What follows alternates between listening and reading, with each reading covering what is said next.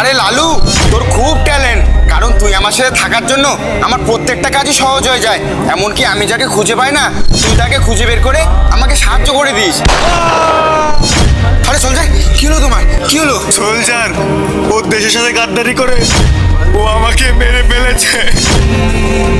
ও মানে কে কে তোমাকে মেরেছে? বলো সোলজার, বলো।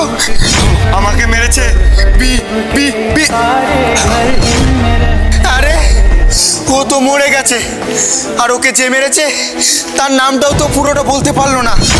এখন আমি তাকে খুঁজে পাবো কি করে? এখন একটাই উপায়, ওকে যে মেরেছে তাকে আমার কুকুরই খুঁজে বের করতে পারে। আমি তাড়াতাড়ি যাই। আরে স্যার, বিশ্বকে কে মেরেছে? বিশ্ব তো ওখানে মরে পড়ে আছে, আর ও মরার আগে ওকে যে মেরেছে ও তার পুরো নামটা বলতে পারেনি, কিন্তু ও বিবি বিবি বলতে বলতে মরে গেছে।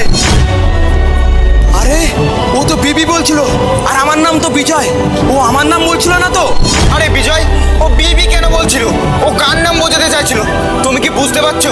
একটু আমাকে বলো। আরে না না সোলজার, আমি কিছু জানি না, হয়তো কোনো আতঙ্কবাদী হবে, সোলজার তারই নাম বলতে চাইছিল, কিন্তু সোলজার তো পুরো নামটা বলতেই পারলো না।